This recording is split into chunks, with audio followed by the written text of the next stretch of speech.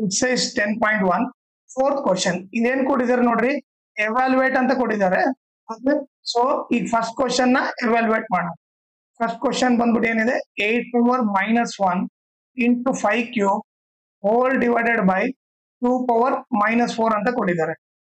ಈಗ ನೀವು ನೋಡಿದ್ರೆ 8 power minus ಪವರ್ ಮೈನಸ್ ಇದೆ ಇಲ್ಲಿ ಮೈನಸ್ ಇದೆ ಇಲ್ಲಿ ಮೈನಸ್ ಇದೆ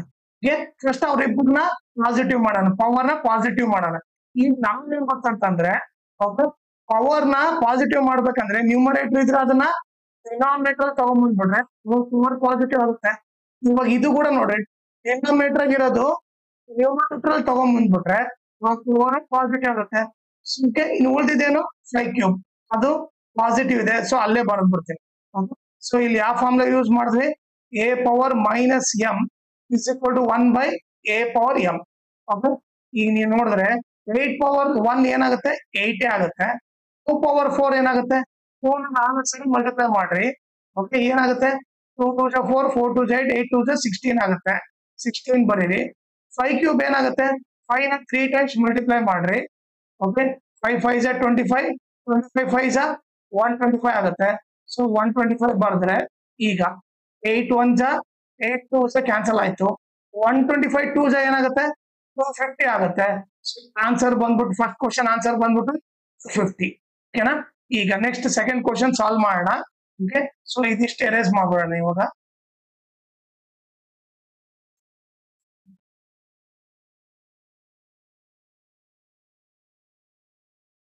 ಈಗ ಸೆಕೆಂಡ್ ಕ್ವಶನ್ ಏನ್ ಕೊಡಿದಾರೆ ನೋಡಿ 5 power minus 1 into 2 power minus 1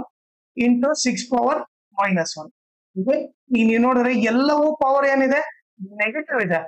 first ಅದನ್ನ ಪಾಸಿಟಿವ್ ಮಾಡೋಣ ಈಗ ನೀವು ನೋಡಿದ್ರೆ ನ್ಯೂಮರೇಟರ್ ಆಗಿರೋದು ಡಿನಾಮಿನೇಟರ್ ತಗೊಂಡ್ಬಂದ್ಬಿಟ್ರೆ ಪವರ್ ಪಾಸಿಟಿವ್ ಆಯ್ತು ಮತ್ತೆ ನ್ಯೂಮರೇಟರ್ ಆಗಿರೋದು ಡಿನಾಮಿನೇಟರ್ ತಗೊಂಡ್ಬಂದ್ಬಿಟ್ರೆ ಪವರ್ ಪಾಸಿಟಿವ್ ಆಯ್ತು ಅದೇ ರೀತಿ ಇಲ್ಲಿ ಕೂಡ ಅದೇ ರೀತಿ ಇದೆ ನ್ಯೂಮರೇಟರ್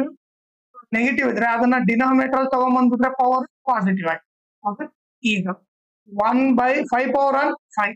2 ಪವರ್ 1 ಇಂಟು 6 ಪವರ್ 1 6 ಆಗುತ್ತೆ ಫಸ್ಟ್ ಬ್ರಾಕೆಟ್ ನಾಗಿರೋ ಸಾಲ್ವ್ ಮಾಡ್ಬಿಟ್ರೆ ಈ ನ್ಯೂಮರೇಟರ್ ಮಲ್ಟಿಪ್ಲೈ ಮಾಡ್ರಿ 1 1 1 ಡಿನಾಮಿನೇಟರ್ ಮಲ್ಟಿಪ್ಲೈ ಮಾಡಿದ್ರೆ 5 2 ಇಂಟು 1 ಬೈ 6 ಈಗ ಮತ್ತೆ ನ್ಯೂಮರೇಟರ್ ಇಂಟು ನ್ಯೂಮರೇಟರ್ 1 1 1 10 6 60